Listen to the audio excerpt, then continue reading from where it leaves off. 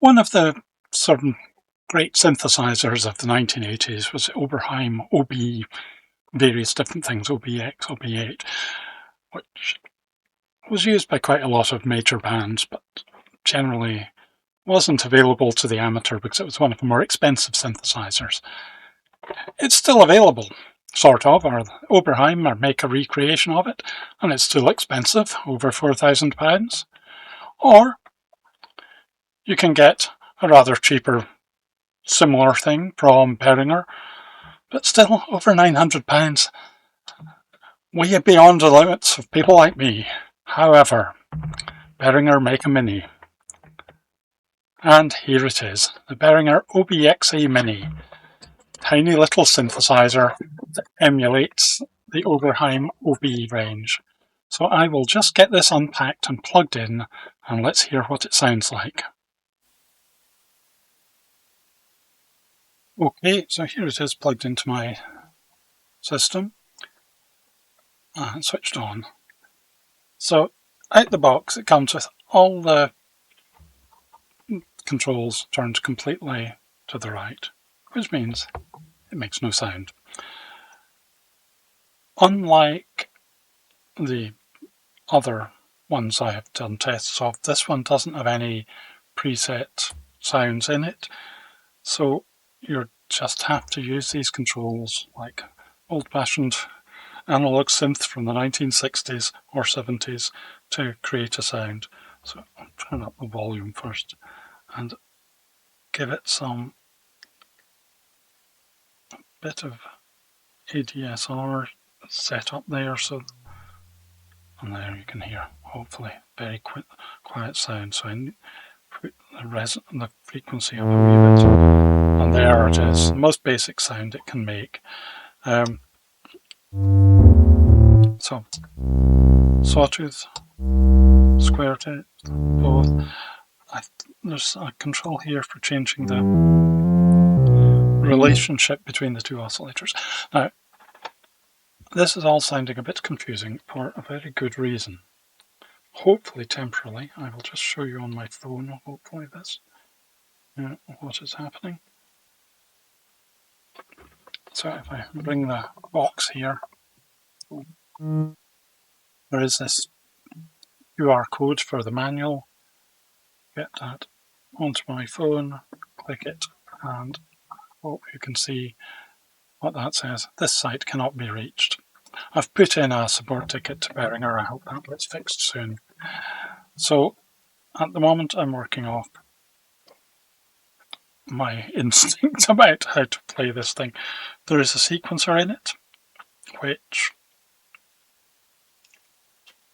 you can, using the function button, you can divide a sequencer down to quarter speeds to make it easier to record. Let's see, can I do this?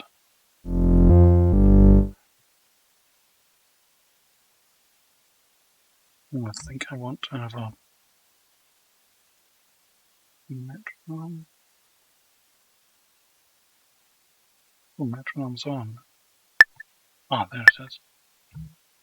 Forward, play. Well, I've got this going at quarter speed at the moment, so the light is going across very slowly. And I can hopefully put in some sort of a sequence. 16 note, obviously.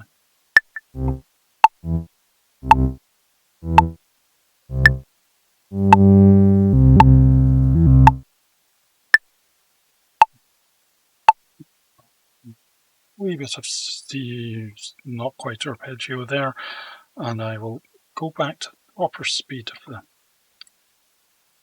sequence 1 to 1, set the tempo up a wee bit, and just play and see. Okay. I want rid of the metronome, and now I can start playing with sounds.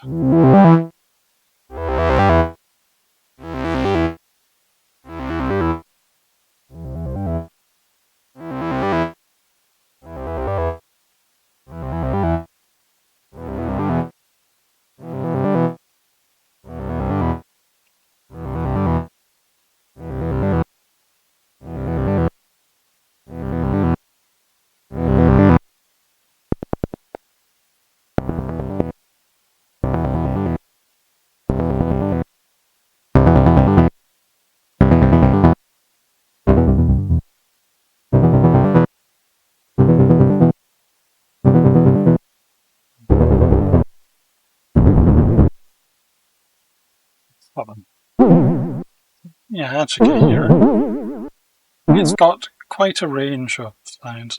This ring modulator ones are quite nice. I'm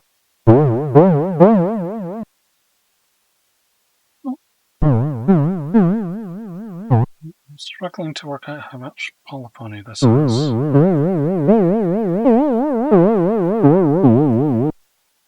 So that sounds like, oh, that's 1.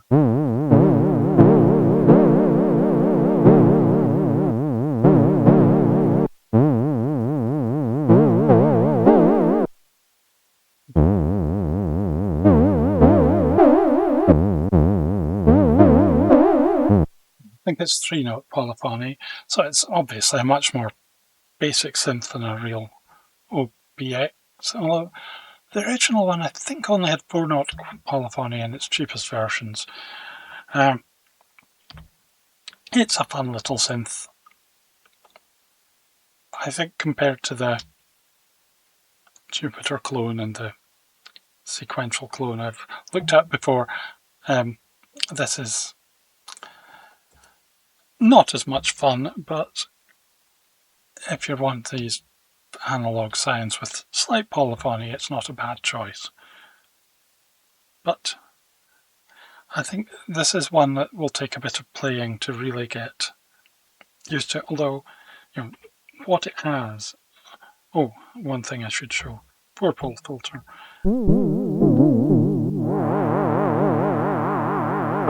That tightens up the sound a bit. It's very retro. One thing I noticed in the Tiny manual that I do have, a miniature print, is that they recommend you leave it sitting for a few minutes before start playing properly to let analog components settle. So this is a genuine, partially at least, analog synthesizer. And yeah, for what it is, thinking of it as an analog synth rather than a duplicate of the big pad sounds of the OBX.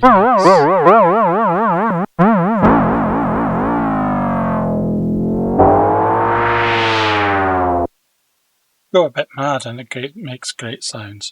So, yes, a synth for those who want to do what it does, but it's not nearly as general a purpose a synth as the two I've done videos on before.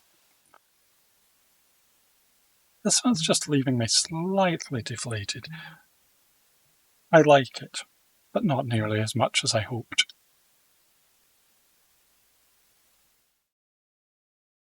If you like my way of talking about musical equipment and other technology and computing stuff, please click subscribe. It encourages me to make more videos, and someday it might even allow me to monetize this and be able to afford more gear to review and talk about. Thank you.